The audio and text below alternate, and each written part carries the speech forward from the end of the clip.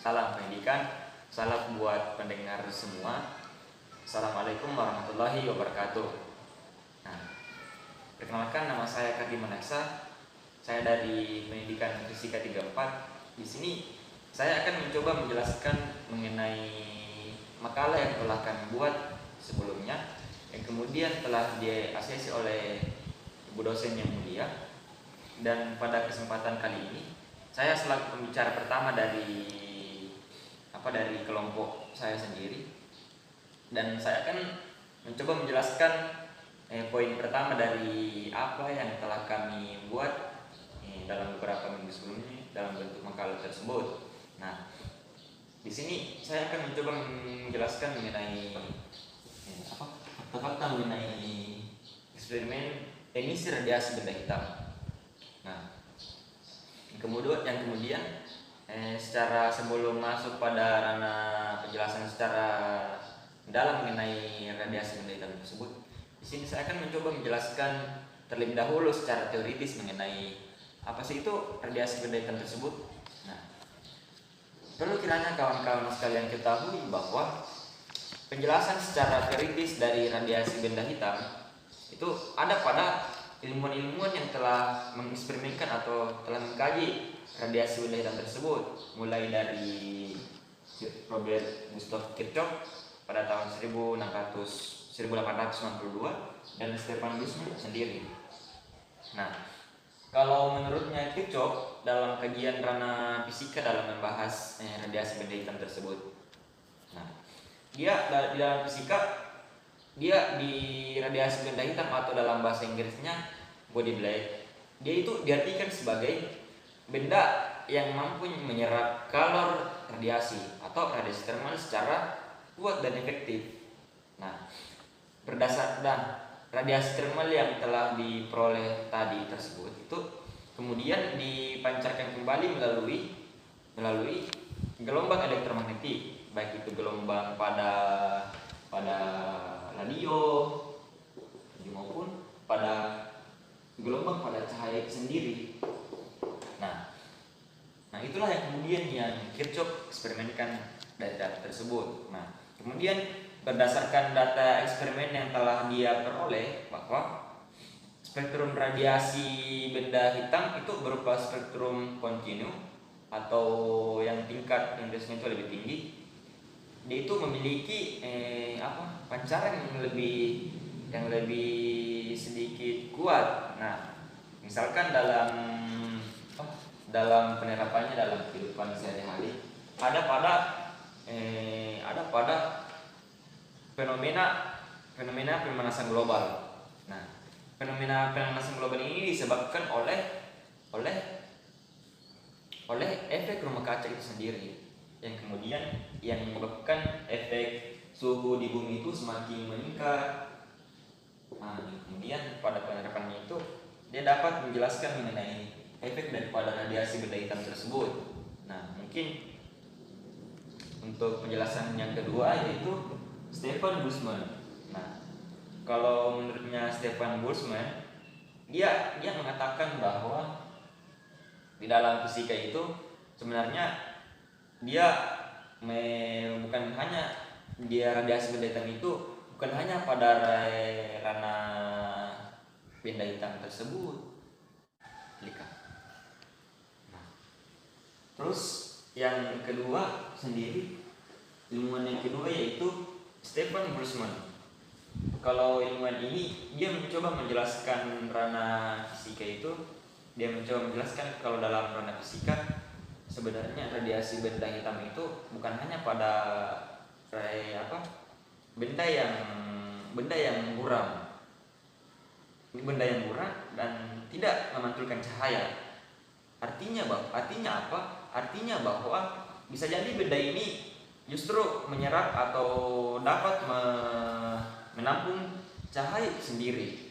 Nah, terus yang dimaksud kalau dalam pembahasannya Stefan Boltzmann ini, yang dimaksud dengan radiasi benda hitam itu sendiri adalah sebuah radiasi ketika mengenai radiasi termal itu, benda itu berada dalam kesetimbangan termodinamika yang kemudian dikaitkan dalam lingkungannya itu dapat secara secara mendalam, secara termodinamika itu dia itu membahas mengenai permasalahan kaitannya radiasi, efeknya dari suhu dan lain sebagainya. Nah, terus istilah yang lebih mudah atau untuk dipahami daripada penjelasan dari radiasi benda hitam menurutnya Boltzmann, dia itu pada radiasi benda hitam itu ialah tuh ketika benda tersebut itu menyerap yang namanya atau benda tersebut itu menyerap cahaya, kemudian memancarkan cahaya ini kepada radiasi sekitarnya, yang kemudian yang kita bisa merasakan baik efek dari hal tersebut, mulai dari suhu maupun dalam suatu bentuk-bentuk yang bentuk-bentuk baik itu dalam secara bentuk warna maupun secara dalam bentuk berupa benda dan lain sebagainya. Nah, kalau kaitannya dalam menurutnya Stefan Boltzmann bahwa secara matematis dia berkesimpulan bahwa Stefan Boltzmann ini secara matematis dalam kajiannya dia itu dapat disimbolkan sebagai secara matematisnya radiasi benda hitam itu sama dengan pokok dikali temperatur yang absolut. Nah, ini yang kemudian yang menjadi landasan daripada Stefan Boltzmann itu sendiri. Nah, terus pada kaitannya dengan kaitannya radiasi benda hitam dengan beberapa hukum yang akan saya jelaskan, yaitu yang pertama ialah tidak. Nah, kalau yaitu yang pertama atau bagian adalah hukum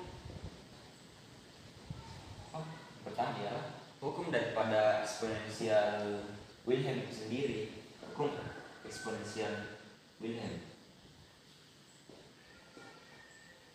Nah, di mana pada eksperimen yang telah dilakukan oleh Boltzmann atau Wilhelm, bukan Boltzmann tapi Wilhelm, itu dia melakukan penelitian secara empiris dengan menghubungkan antara temperatur panjang gelombang dan yang dipancarkannya yaitu ada pada benda radiasi benda hitam tersebut. Nah, kemudian dari hasil penelitian yang telah dicapai oleh Wilhelm itu sendiri, dia itu dapat menghasilkan atau dapat mengamati dari dan menyimpulkan bahwa puncak daripada intensitas radiasi itu tergeser ke arah panjang gelombang yang lebih pendek. Yang lebih pendek ketika temperaturnya itu lebih mutlak, dia itu semakin tinggi. Nah, kemudian hal ini menunjukkan bahwa panjang gelombang radiasi saat thermal atau intensitasnya itu maksimum itu berbanding terbalik dengan apa yang secara teoritis yang dijelaskan oleh hukum dari eksponensial Wilhelm itu sendiri. Nah, terus untuk yang kedua ialah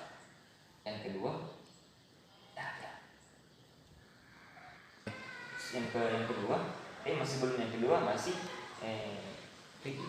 Nah, terus yang kedua masih ada kalau secara matematisnya hukum eksponensial Wilhelm ini dia itu menyimpulkan bahwa panjang daripada gelombang secara maksimum itu dikali dengan temperatur itu sama dengan radiasi benda hitam tersebut. Terus yang kedua bagian B ialah itu persamaan Rayleigh-Jeans. Nah, kalau persamaan Rayleigh-Jeans ini dia itu mencoba mengeksperimenkan mengenai diagram garis sendiri, dan kemudian dia menganalisis secara secara serapan mengenai pancaran dari gelombang elektromagnetik. Dan kemudian dia meninjau dari segi tampak bahwa pada apa yang telah didapatkan dari si Rayleigh ini, dia mencoba mengamati dari sisi diagram itu sendiri, pada diagram elektromagnetik suatu gelombang. Nah, di mana pada penjelasan itu dia dapat menyimpulkan bahwa intensitas radiasi itu juga semakin tinggi, yang kemudian disebut sebagai bencana ultraviolet. Nah, mungkin kalau bencana ultraviolet itulah yang kemudian yang mendasar daripada diagram dari dari itu sendiri. Nah, terus yang ketiga ialah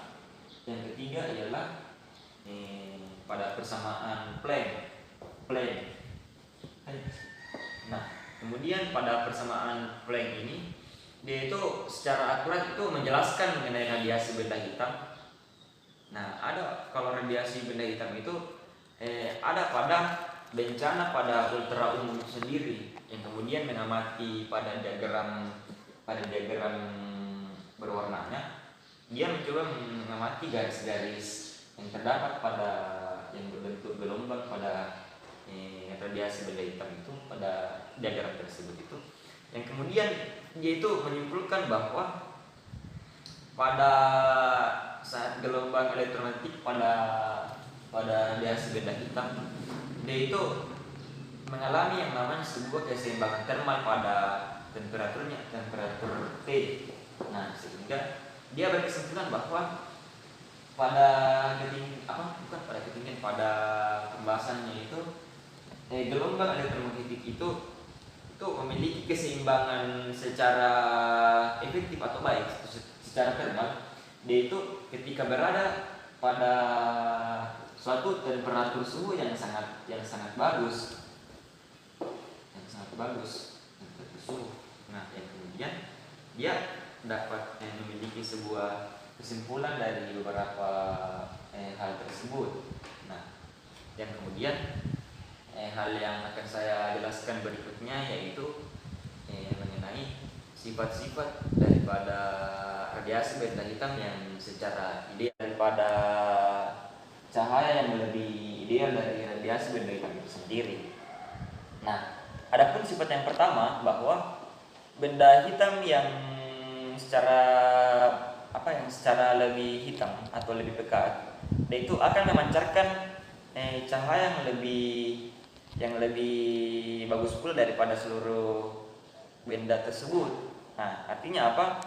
Artinya bahwa ketika kita membandingkan suatu benda hitam yang secara panas atau dingin, maka yang paling panas ini, dia itu akan menghasilkan sebuah cahaya yang lebih terang pula. Cahaya yang terang pula daripada benda yang dingin ini, yang kemudian pada benda dingin ini, dia itu akan menghasilkan yang namanya sebuah cahaya itu, dia tidak melebihi daripada cahaya yang dihasilkan oleh si benda panas tersebut. Nah, ini yang kemudian menjadi prinsip dasar dari efek radiasi pada benda hitam sendiri. Nah, terus pada sifat yang kedua bahwa spektrum yang terdapat pada sebuah ketetapan atau pada sebuah gelombang cahaya elektromagnetik itu, dia itu akan memiliki yang namanya sebuah intensitas sebuah panjang gelombang pada radiasi dari benda hitam tersebut. Nah, misalkan dari keadaan panas ini, dia itu akan mengalami yang namanya sebuah pancaran gelombang elektromagnetik, yaitu gelombang cahaya itu sendiri. Nah, yang kemudian dari penjelasan dari mengenai radiasi benda hitam ini sendiri pada secara umumnya, dia itu mencoba menjelaskan kepada kita bagaimana fakta-fakta dari yang telah saya jelaskan tadi itu, dia itu memiliki kaitan satu sama lain mengenai dari dari Kirchhoff, dari Stefan Boltzmann, dari hukum eksponen Wilhelm, dari Rayleigh Jeans, dari Planck. Nah, dia itu berkesimpulan seperti itu, bahwa radiasi benda hitam itu dia itu radiasi yang mampu menyerap sesuatu cahaya, atau yang sering dikaitkan dengan gelombang elektromagnetik, baik itu pada gelombang radio maupun pada gelombang cahaya. Nah, mungkin ya, itu yang sempat saya jelaskan mengenai hal tersebut dari penjelasan dari pertama eksperimen radiasi benda hitam. Lebih dan kurangnya mohon dimaafkan. Bila ada yang salah dari penjelasan dari yang saya dapatkan, mohon maaf sebelumnya. Kalau memang ada kata-kata yang kurang menarik dari apa yang saya keluarkan dari penjelasan sebelumnya, mungkin mohon maaf bila ada yang salah. Dan saya akhiri dengan ucapan salam pendidikan, pendidikan berefleksi, pendidikan menyaksikan, pendidikan merupakan sebuah kebebasan. Wassalamualaikum warahmatullahi wabarakatuh.